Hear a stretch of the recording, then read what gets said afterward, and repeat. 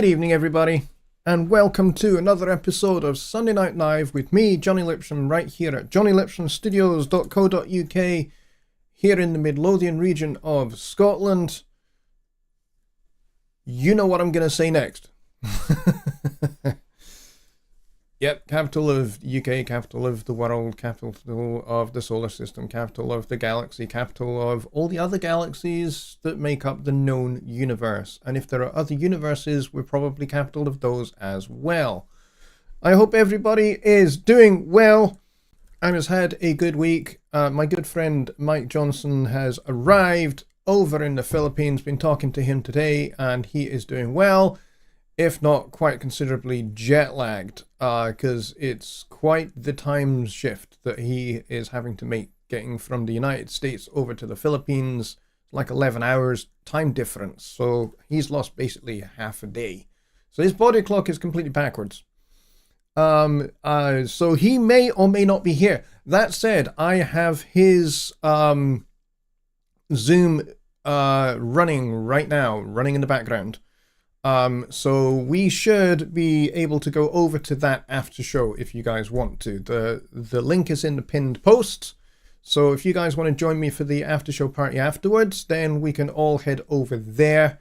I will be hosting that with Rich Cresswell if he's still here. And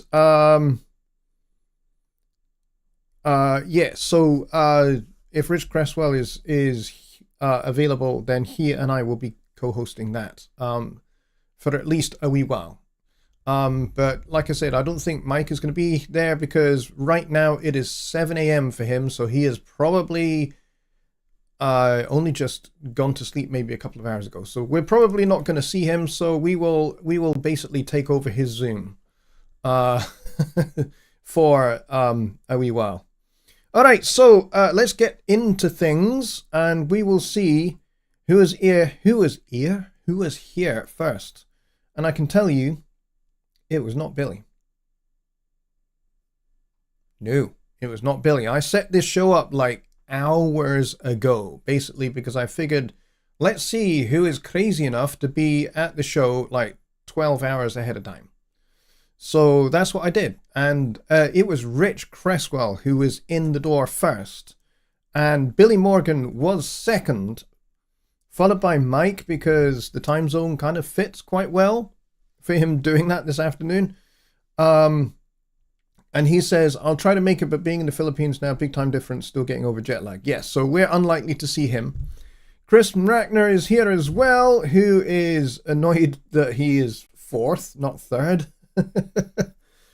And Billy has the first question of the evening, which we'll get to in just a wee moment. But we got Roger here, we got Simwag Eng, and we got Tony, and we got Daryl Harrison as well, and we've got Just Bob, Danny Taylor, Ronnie Figura is here as well, and we've got Rock Tees down under in New Zealand. I don't know if you've been watching the rugby, Rock, but boy, was that a good game. That was a heck of a rugby game. Really good rugby being played by the All Blacks. Anyway, we've also got Kevin from Kevin's Guitar Stories. We got Bill Shepherd here, who I've not seen in quite a while, so I'm glad you're here. And Just Bob asks, when do submissions have to be in for the Halloween challenge? The answer to that question is October 27. So we have just, depending upon your time zone just now, around about 12 days left before the clock runs out on that. And we've got a question from Rock Tees, which we're going to get to as well. And John Lake is here. He says, look, I'm over here. Let's see. Ah, there you are. I see you, John. Glad you're here. Thank you for coming. And we've got Keith from Radio Tuck from here as well. And I think I've reached the bottom so far. So if you are here and you are watching and you're here for the first time, which I doubt because we've only got 14 people here, so I think all 14 of yous are well versed in what goes on here. But if you're not, if you happen to be watching, in order to take part in the chat, you need to subscribe to the channel, wait 2 minutes, and then you will be allowed to post in the chat and say hi. Please do say hello. And if you have a question regarding Studio One, recording, mixing, mastering, music production in general, music production in Studio One, then please do get your questions in the chat, because that is the focus of Sunday Night Live. We've been running this show almost every Sunday for 5 years. We've gone past the 300th show. I think this is number 307, but I'm not 100% sure on that one. But yes. And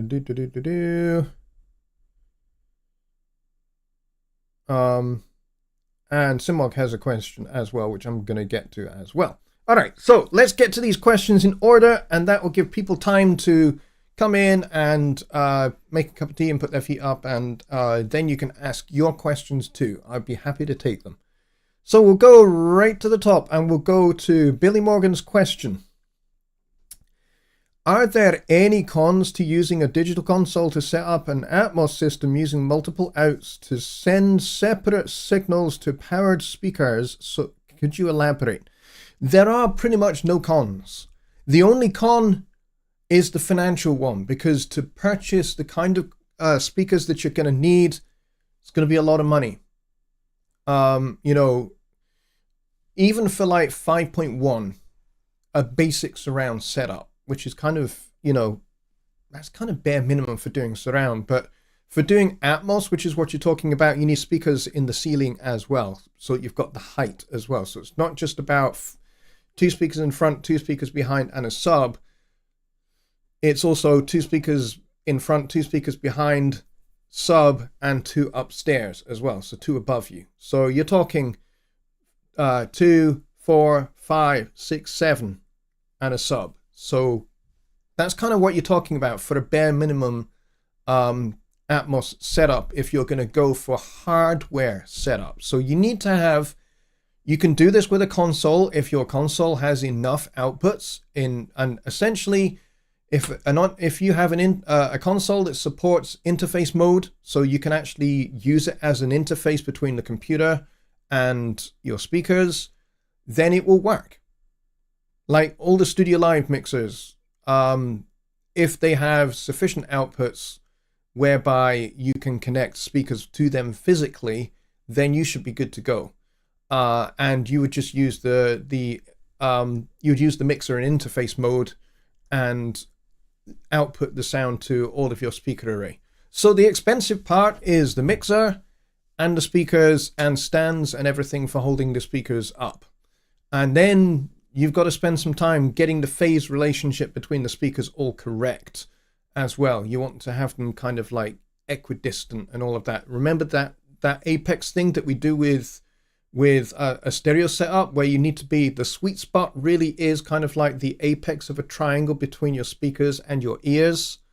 Well, you need to do the same with the ones that are above you as well. Those need to be in that same kind of, your head needs to be in the apex of a triangle between those speakers and your head. And then the same for the ones behind you. Same kind of apex. So if you have multiple ceiling speakers, like you got 2 at the front and 2 at the back, then again, the same. Those need to be orientated so that your head is the apex of all of your speakers. That's going to take some setup. And then, of course, you'll need to calibrate all of your speakers to make sure that they are all outputting the exact same volume. Otherwise, you'll get some balance issues, and you really don't want that. So those are things to be aware of when you're doing a full Atmos hardware setup. It's very expensive because you'll need the console, and you'll need the speakers, and you'll need to get good ones. So I recommend the PreSonus RS6 Pros, or because those ones are specifically designed and certified by Dolby themselves for Atmos. So those are going to be your best bet, but each speaker is like $400. So you're talking at least 7 times $400. And then maybe another $350 for the sub. That's a lot of money, plus the console, which is going to be between $2,500 and $3,000. So you're talking about several $1,000s just to get a room set up for that. So those are things to be aware of. And I would say those are probably the cons. But if money's not an object and you have all of those speakers and you have all the wherewithal to do that, and money's not an issue, you can buy all of those speakers, you can buy the stands, you can buy the console, no problem. Then really there aren't any cons.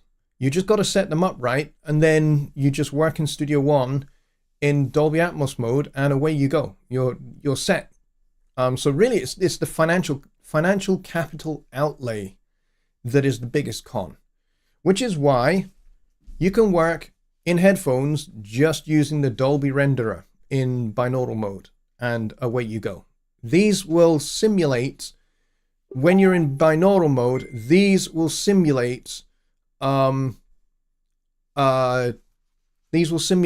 the whole effect of sound above you, sound behind you, and all of that. So binaural mode works very, very well.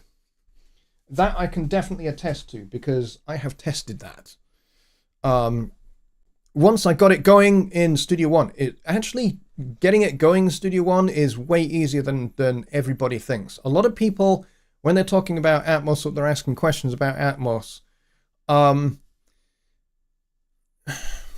at first you kind of think, binaural, isn't that just like really? No, it's not complicated at all. There's two ways to do it. If you know that your output is going to be stereo, then you just set the headphone thing to binaural. You don't even have to check the box, because when you check the box, that creates an extra output automatically for you, specifically for headphones. You don't have to have that set up. You only need to have that set up if you're going to be using both hardware speakers and headphones. Then you will want to have the little headphone extra output, so you can basically switch between the two.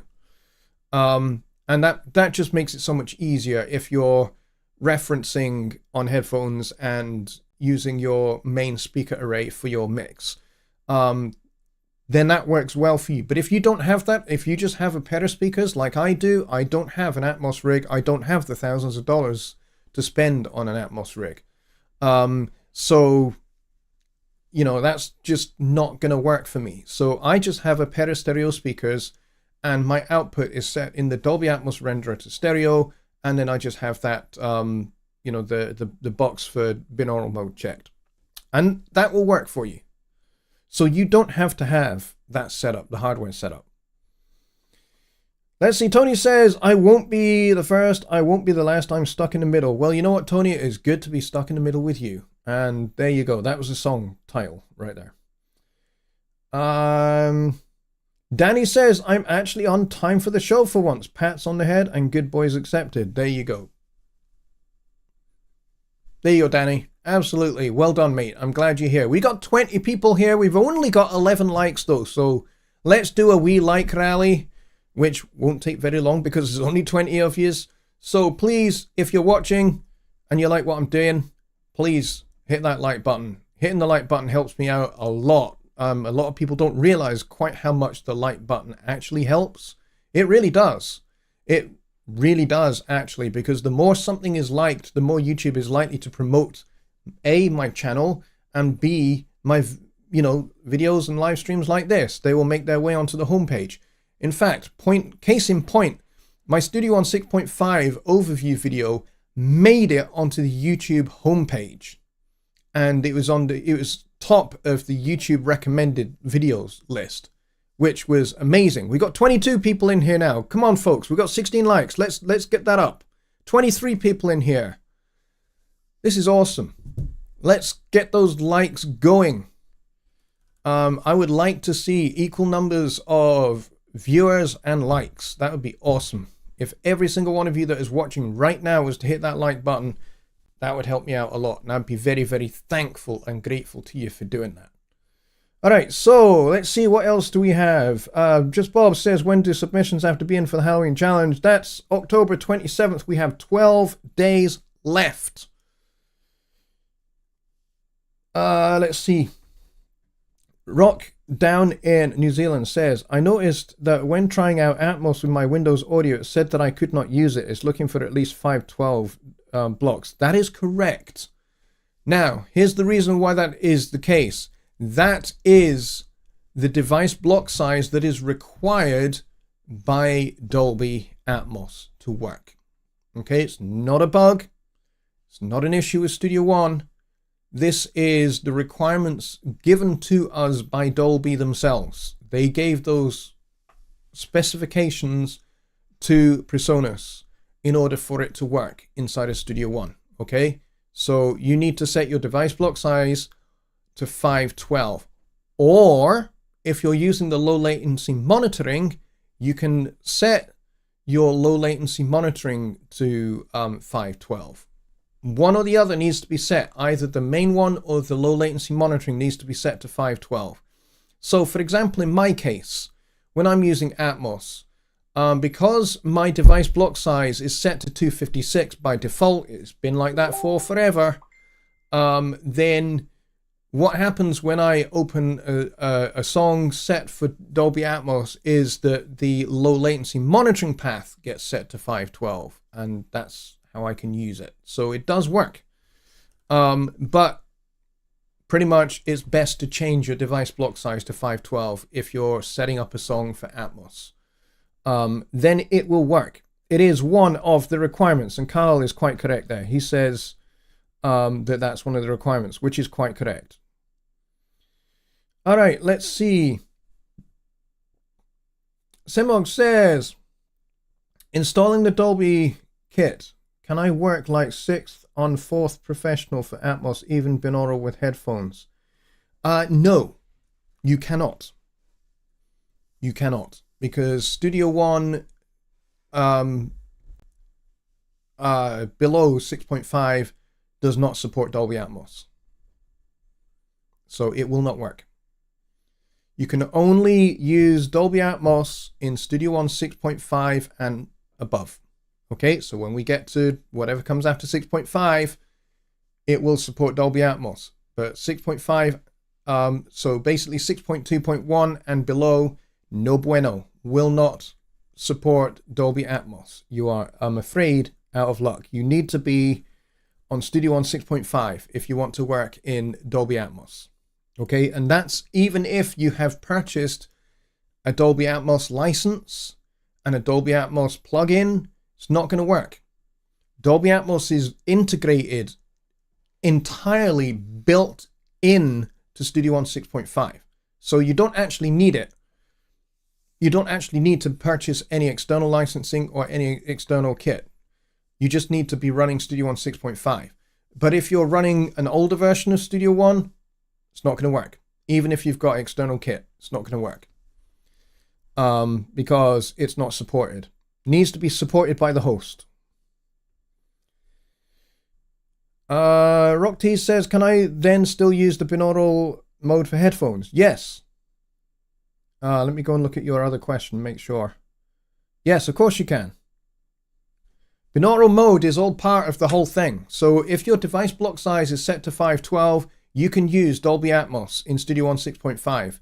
You can set it so that the Dolby Atmos renderer is using your headphones in binaural mode. Absolutely. That's how I have to work in Dolby Atmos. I have to work exclusively in headphones because I don't have speakers. However, what you must do, if you do a Dolby Atmos mix, reference it on stereo speakers, just configured for stereo, right? The reason being is you want to make sure that it is still phase coherent in stereo. You want to make sure that whatever you've done in Atmos is still going to kind of sound okay in stereo, and that you don't get channels and elements of your mix just completely disappearing.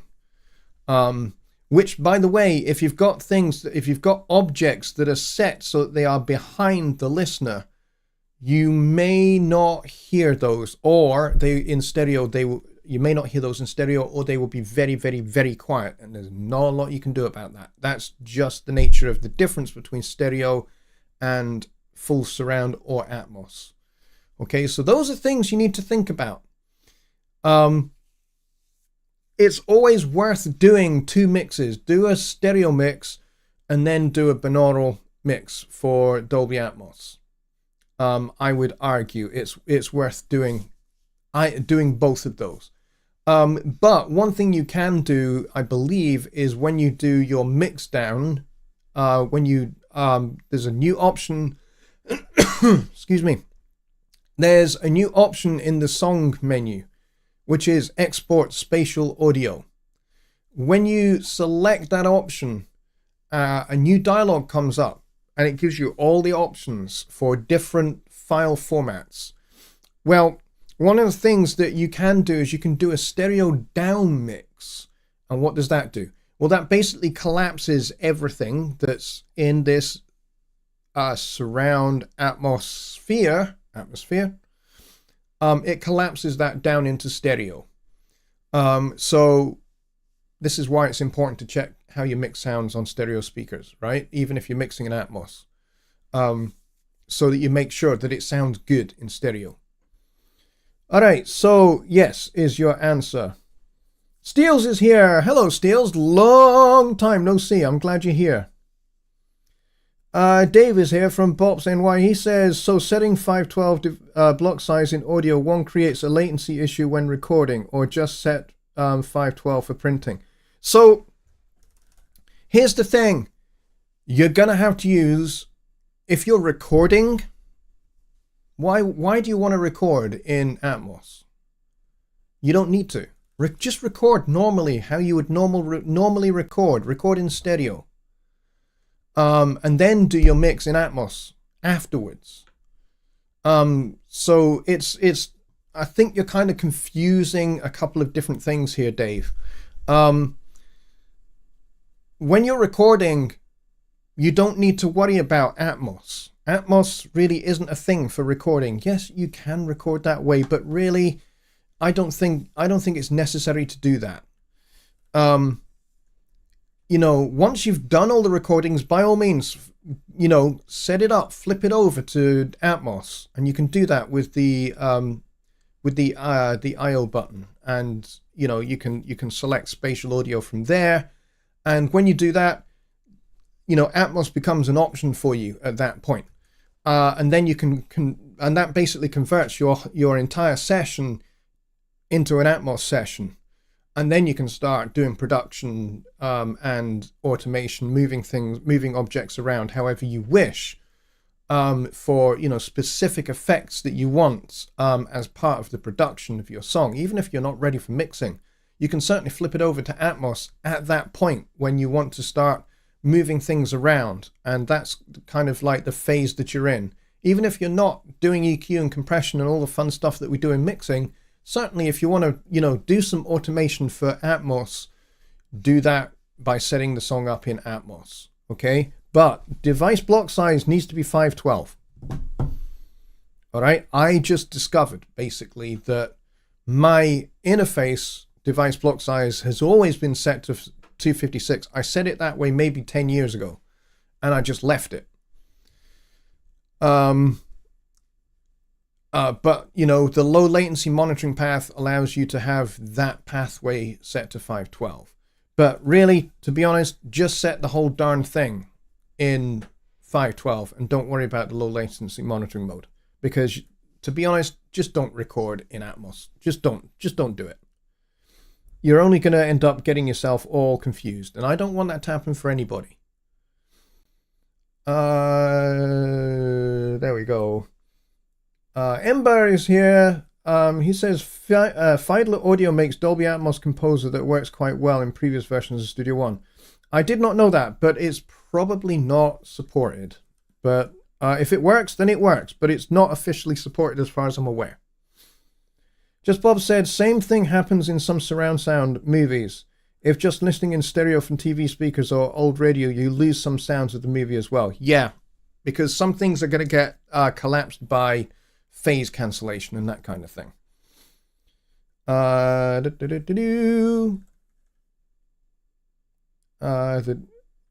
lol no question mark says Steels. The DAW-less format for projects between Studio One and Bitwig. Okay, that's not DAW-less because There is no such thing as DAWless unless you just work with, one of those hard disk recorders or a tape machine. That's DAWless recording. But I think what you're talking about is DAW Project, the new file format that is a collaboration between PreSonus and Bitwig. Yes, PreSonus and Bitwig, we got our heads together and we decided it was a good idea to create a file format that can be shared universally across DAWs. So if you have a session in Studio One and you want to send it to somebody that works in Pro Tools or in Logic or whatever, then you can save your song as a .daw project file, and then you can send that to them. And providing the host DAW, be that Pro Tools or Logic or Cubase or whatever, has the SDK for DAW Project built into their DAW, then you can open up that file.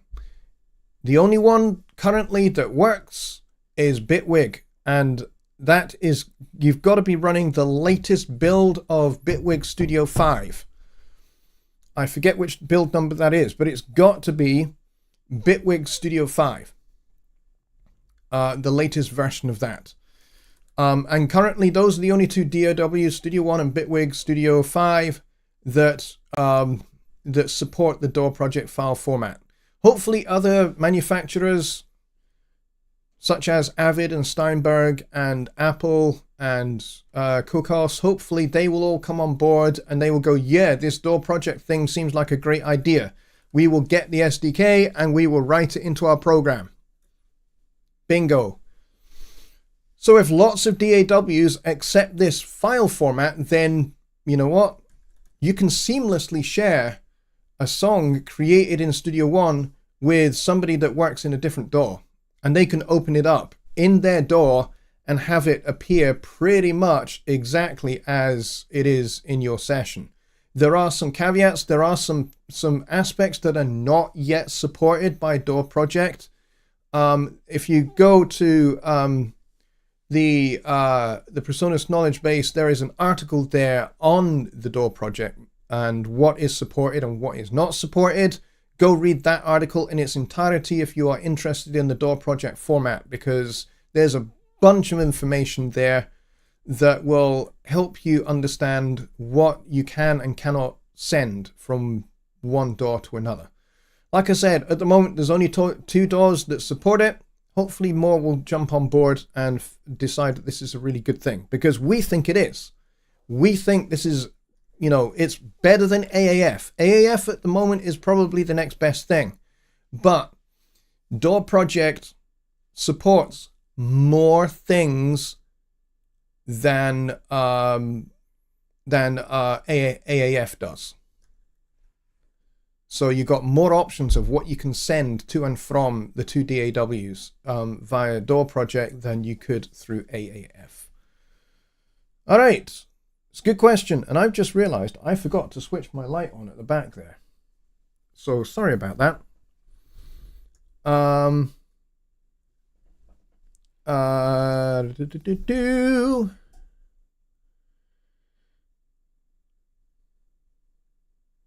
Danny Taylor says, I have demoed the Fighter plugin. Seems to work well, but for the same price, just upgrade. Yeah, exactly. Just upgrade to 6.5. Definitely. So we got 22 people here. We got 18 likes. Let's get those likes from 18 up to 22. That would be awesome. Thank you very much, everybody, for coming along tonight. We are halfway through the show. Let's see. Rock T says, Bitwig 5 came free with my purchase of Nectar Impact 49 Plus. Wow, that's awesome. I did not know that. Steele said, good job. Once I suggested on a PreSonus meetup a collaboration of features like Bitwig, so this is not really surprising collaboration. Yeah, we thought it was a great idea. We absolutely did think it was a great idea. So there we go. All right, any more questions for the show? And I'm going to scroll up and see if I've missed anything, but I think so far I have everything. Because otherwise this is going to be a really short show. Lockdown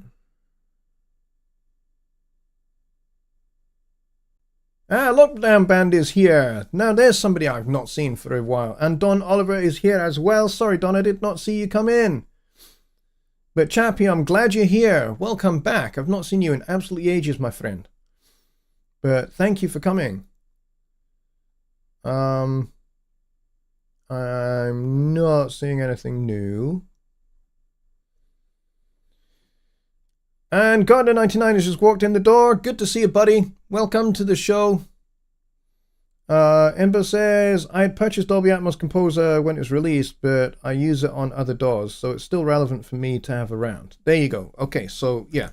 Other DAWs that don't support Dolby Atmos yet, it's probably worth having. But as far as I know, there are a few DAWs that do support Atmos. I think Pro Tools does, and I'm pretty sure Nuendo does, and I'm confident that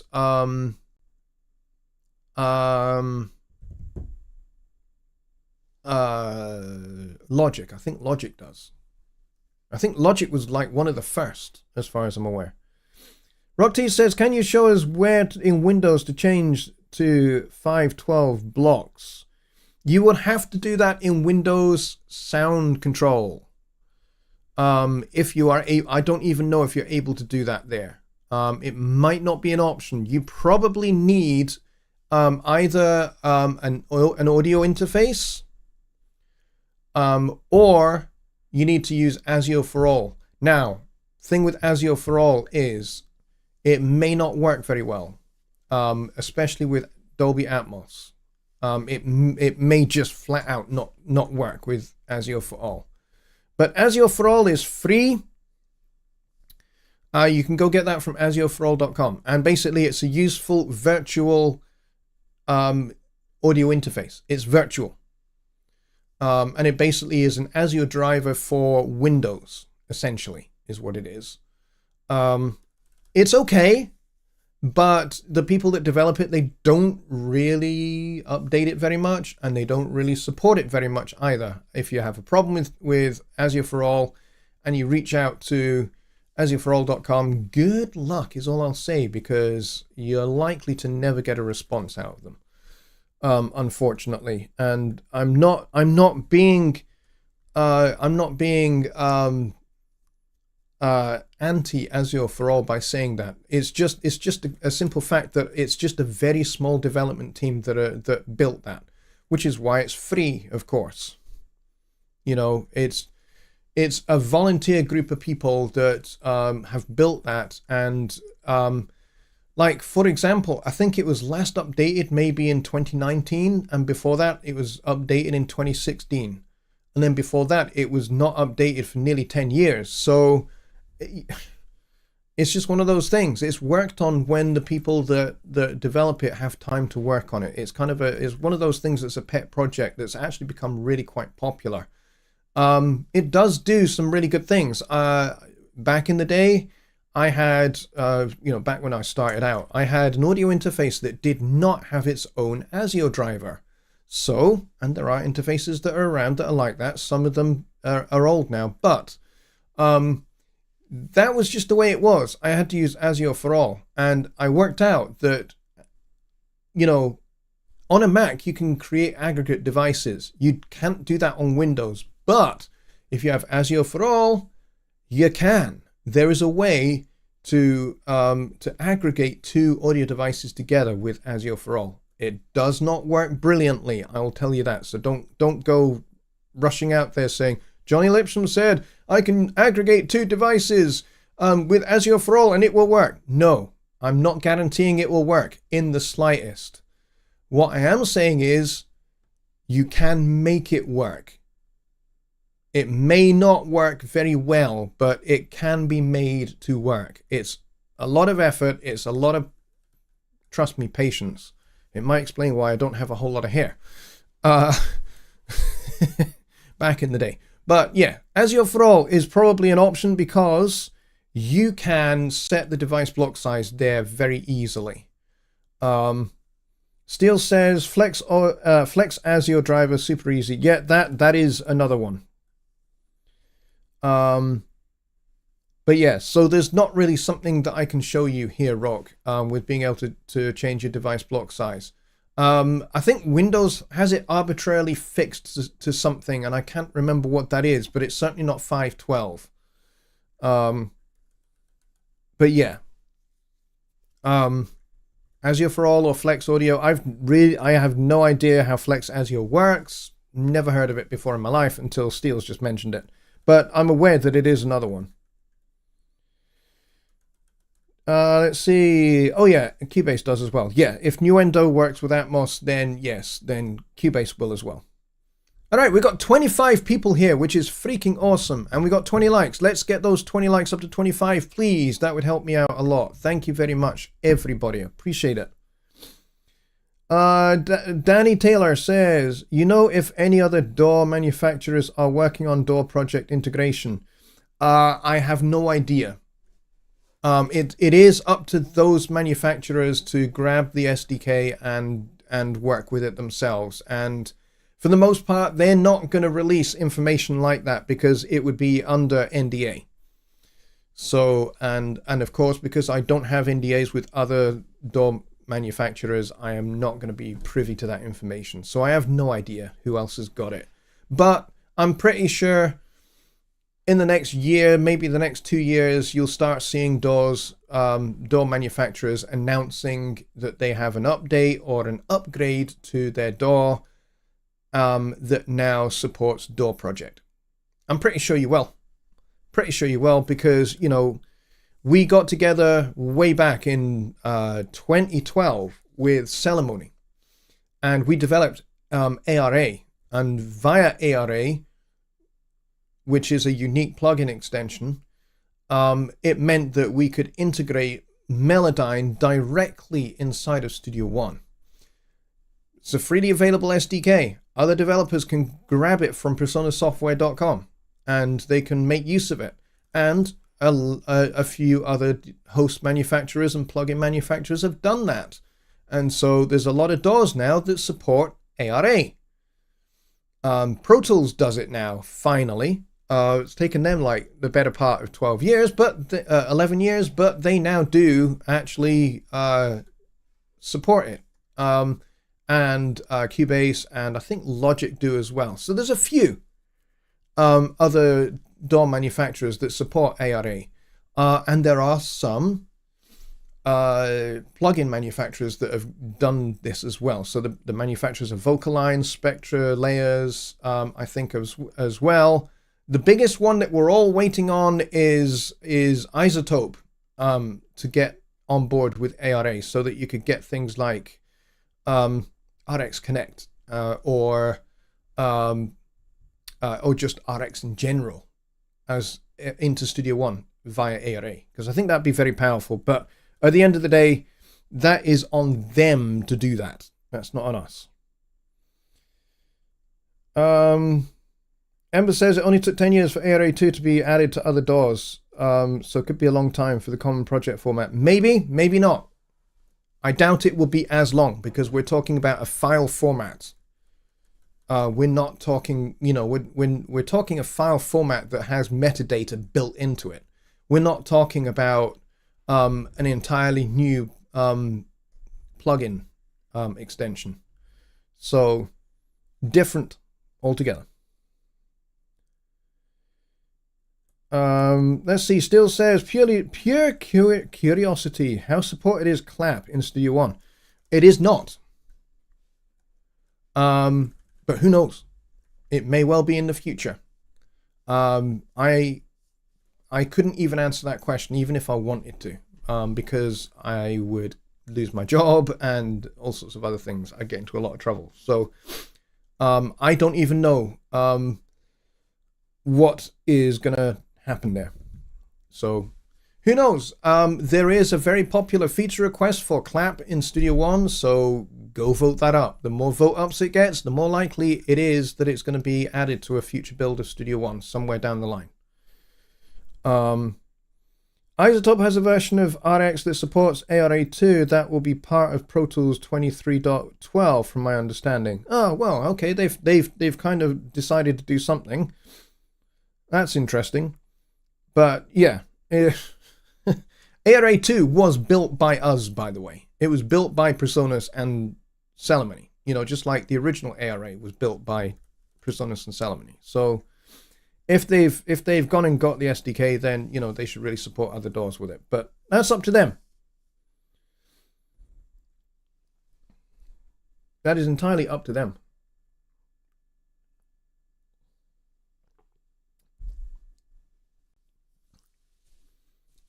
This is turned to work for streaming through Discord, Zoom.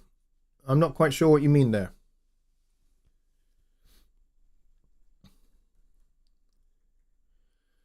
I'm looking to see what else there is. Danny says, is the SDK open source? Yeah, pretty much. ARA is open source. You can go get it free.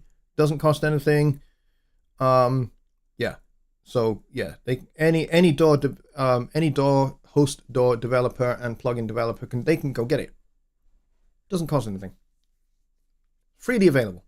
Sorry, I've got a very itchy nose right down here. Sorry about that. Almost like how the whole MIDI format came about, it is best for all doors to play on the same table. Yeah, I would kind of agree with that. Yeah, it would be great if everybody played by the same, you know, that there was like any host door that kind of innovates something that everybody else would go, hey, this is a great idea. Let's jump on it.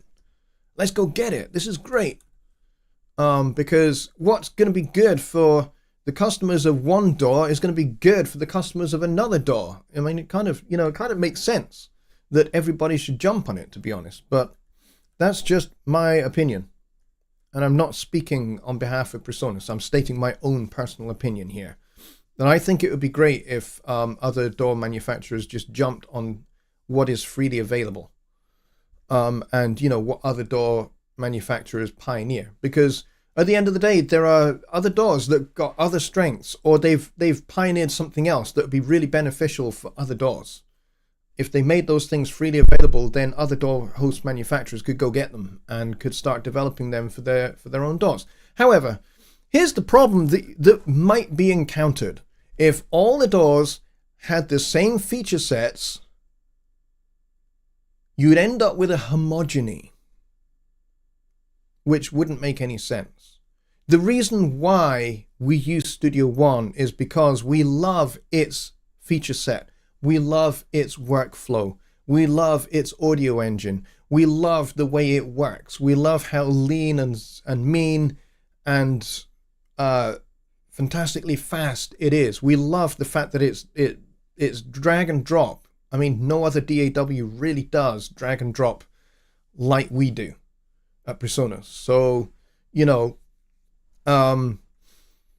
and so, you know, other doors have their own strengths, other doors have their own weaknesses. You know, there are some great strengths to Pro Tools that other doors don't really have. But there are some weaknesses to Pro Tools that other doors excel in. So it's swings and roundabouts, really. You choose a door based upon your personal preferences and the workflow and the feature set that door has. Now, in my case, I chose Studio One. I used Cubase for 30 years, from around about 1988, 1989, all the way through until 2013. And then I jumped ship. I left Steinberg and Cubase. I left them all behind. I don't even have a Steinberg account. I nuked my account. And I destroyed all of my Cubase discs, back in the day when you had discs, and I destroyed the dongle as well. I hated that dongle, that bloody dongle for Cubase. I hated it. So I had myself a nice little bonfire and destroyed all of my Cubase dongles that I'd built up over the years. I switched wholesale 100% to Studio One, and that's what I use, and that's what I have used for the last 10 years. And I'm not going anywhere because Studio One fits me like a hand in a glove. It really does. And of course, I love the company, and I had no idea that 10 years ago I would be working for the company. So that to me is just ridiculous. I've gone from customer to beta tester to company employee in 10 years. To me, that's crazy, but here we are. Jared is here. Hello, my friend. Good to see you. He says, it's been a while. We need to get you a lot more subs. Yes, please. So if you know a bunch of people that could subscribe to my channel, get them over here. Definitely. You, my friend, I regard as a fisher of men. So if you could do that, that would be wonderful. I appreciate that very much, Jared. Thank you. I'm glad you're here as well. Jared says, I'm using a C24 with Studio One, and it is a beautiful relationship. There you go. See, that works for you. That's awesome. I love it. Dave says, it would keep folks happy just to recognize the certain things, such as automation, stuff like that. Yeah, exactly. There, you know, some DAWs, I mean, here's the thing. We are definitely, I think, in the era where people have multiple DAWs and they use multiple DAWs because they know that this DAW has this strength, it does this really well, and then they just export into this other DAW that does this really well, and then from there they export from that to this other DAW that does this other thing really well. You know, I know people that do that. They prefer to record in Ableton Live because that's really their thing, and then they print everything in Ableton Live and they export that to Pro Tools to mix.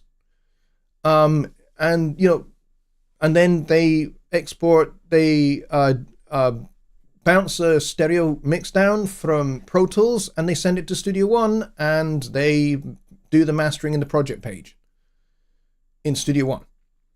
I actually know somebody who is a professional who has been working the business for, you know, like 45 years, way longer than me.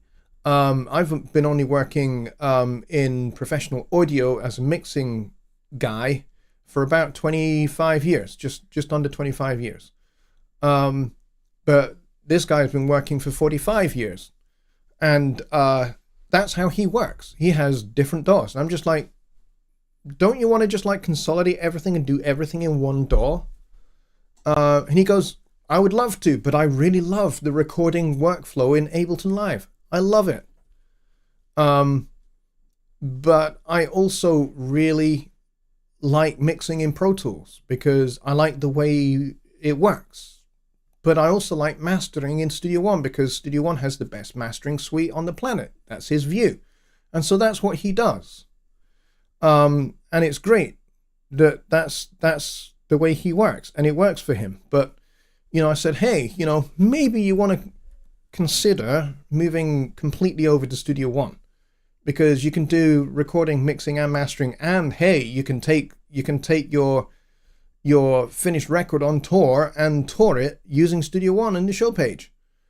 So, and he said he would think about it. So who knows? He might consolidate everything and just go full into Studio One that one day. Who knows? That would be cool.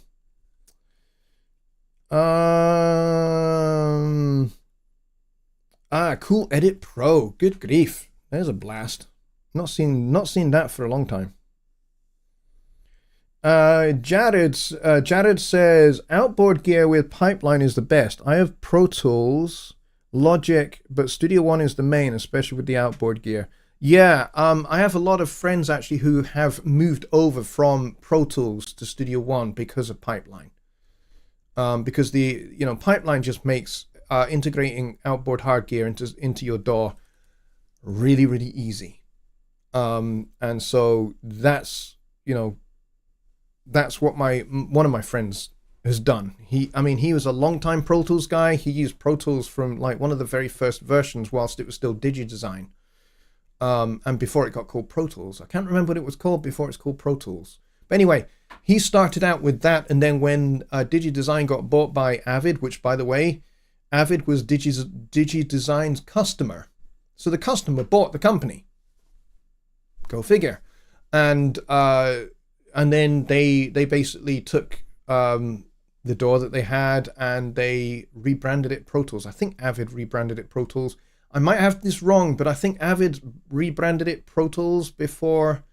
Maybe it was DigiDesign Pro Tools, and then I don't know. I'm not really sure of the chronology there, but anyway, So he used Pro Tools, or what became Pro Tools, for all of those years, and then he switched to Studio One, I think in 2018, I think is what he told me, was Studio One 4. Studio One 4 was what pushed him over the threshold and into Studio One. And so he got rid of Pro Tools. He doesn't have an installer for it. He doesn't use it anymore. And one of the things that excites him most is the fact that, you know, he has clients that are still using Pro Tools.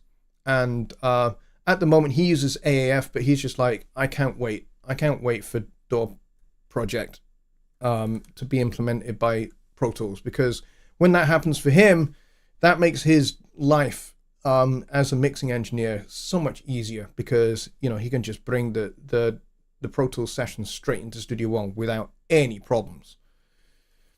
So yeah, that's his reasoning as well. Cleon is here. Hello, mate. He says Studio One is just great. It most certainly is. Ember says the Pro Tools name was back in the DigiDay. Okay, there you go. Yeah, I couldn't quite remember the chronology, but thanks for that. And Jared says, I only use Pro Tools or Logic now if the client requests it. He says, what happened to Jonny G? I have been busy and haven't seen him around. Okay, I'm going to briefly summarize Jonny's story in his absence, and I'm sure he won't mind me doing this. Jonny's very successful YouTube channel got hacked, unfortunately. And when they hacked the channel, they totally took it over. They totally wrecked it. They destroyed it. They deleted all of Jonny's videos, and they started posting up their own videos advertising some kind of cryptocurrency or something like that. And Jonny was not able to recover his channel when working with Google to sort that out. They were not able to recover his channel. Such was the thorough job that the hackers did on him. So he had to start again. So he created a new channel, and Google managed to sort it out that he could use the same channel name. So it's still Home Studio Trainer, but it's just, he doesn't have the 25,000 subscribers he used to have. He has about 3,000, I think, now. He does not do the live streams. He used to do the daily live streams. He doesn't do those anymore. Mostly because of life circumstances have just totally got in the way. Just different things that have gone on in his life, which are personal and private to him, which I'm not really going to go into because I don't think it's fair to do that. I think Jonny, you know, needs to be here to talk about that himself. But he's still making videos, so go search for Home Studio Trainer and subscribe to his new channel, and you'll see that there's a bunch of new videos there. He's still making videos when he's able to, basically. But that's the story. Cleon says the surround sound integration is great and everything else. Yeah, it really is. It's very, very cool. I will be straight up and honest with you guys. I'm not really into Atmos, and I'm not really into surround sound at all. But that said, I think it is very, very valuable that PreSonus didn't just bolt this on as an add-on, which is what they could have done. Other DAWs have done that. Other DAWs have actually, I'm not going to name names here, but other DAW manufacturers have said, hey, if you want Atmos, you got to buy this extension that enables it. And it's basically a plugin that just bolts on to the already existing DAW. But you have to buy that extension. What PreSonus has done is integrate it directly inside of Studio One. And it's only available in Studio One if you actually set up for a spatial audio song with spatial audio I/O. And only then does it become available. So it's not something that you're always going to see all the time. It's only there if you absolutely have to use it. So it's great in that respect. It's hidden when you're not using it, and it's there when you need it. It's great. I think the implementation is fantastic, and PreSonus worked directly with Dolby to ensure that it met their specifications primarily, but also that it was able to be integrated directly inside of the DAW and not just as kind of some bolt-on, add-on, or plug-in extension. So it is unique the way Studio One has integrated Dolby Atmos. It's very, very clever. It is very, very cool. It is very, very sophisticated. And I think it takes Studio One to the next level. And it does it in a really, really fantastically smart and sophisticated way. That it means it will appeal to those that work with surround sound. It will appeal to those that work in Atmos or those that want to give it a shot. But it doesn't preclude those that aren't fussed by it or bothered by it or are not going to need it or not going to use it. It may well be the biggest feature that has ever been added to Studio One in the entire history of Studio One, but we've made it so that it's only there if you want it. It's not just there all the time. It's only there if you want it, and it's only there if you need it. Otherwise, if you only work in stereo, you can carry on working in stereo and be blissfully ignorant of surround and Atmos if you so choose. I doubt I'm really ever going to use it, but I'm glad it's there, and I'm glad I have taken the time to learn it, to work with it, and to test it so that I know how it works, so I can help you guys learn how it works. So, and I've actually really enjoyed working with it. I didn't think I was going to, if I'm really honest. I thought it was going to be a drag. I thought it was going to be fiddly to set up. I thought it was going to be complicated to get my head around, because I've never really been into immersive audio ever in my entire life. Stereo has always been the way forward for me. That's what I've worked with. And that's what I knew growing up. Although, because I like music from the 1920s, 30s, 40s, and 50s, I'm well aware of mono, because my record collection includes records from the 20s, 30s, 40s, and 50s. I actually have them in my vinyl record collection. So I'm well aware of old mono records that predate stereo. So, I'm aware of that, and my listening pleasure involves all of those. Because, as most of you folks know, I'm a musicologist as much as anything else, and I'm also a music historian. So that's why I have music in my house that goes way back to like 1918, 1919, 1920, all the way through to the present era. So, stereo has been my entire musical experience outside of music from the 1940s and earlier. But I have really enjoyed delving into the surround and immersive audio world. It's actually really quite exciting, to be honest. It's not something I'm really ever going to use unless somebody says to me, hey, I really want this done in Atmos. Then I'm going to do it. I'm going to jump straight in, and I'm going to do an Atmos mix. But I'm only going to do it if somebody actually asks for it. Otherwise, it's not really my thing. But, I'm going to talk about it, and I'm going to preach it, and I'm going to make sure that everybody knows about it, because I think it's the biggest thing to ever hit Studio One, and I think the integration is outstanding, and it's very unique, and I don't think any other DAW is going to manage to do with Atmos what Studio One has done. And that comes from me speaking from my point of view. I'm not speaking on behalf of PreSonus here, because I know I work for the company, but I'm talking strictly from my own perspective here. And with that, folks, we are pretty much just done for the night. Ember says, S1 Dolby seems to be an overlay, just like VST support and other options in Studio One. Kind of, but it's not. It's not an overlay. It's not an overlay. It's actually deeply integrated at the audio engine level. It's not just an overlay. But you're right. It's just something that's available or not.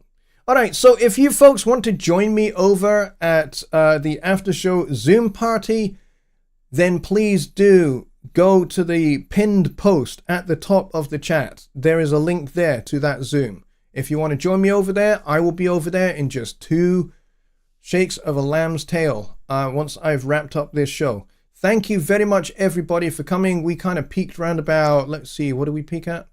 We peaked at 26, which is very cool, with 24 likes. So thank you very much, everybody, for coming, for your questions, and for your likes.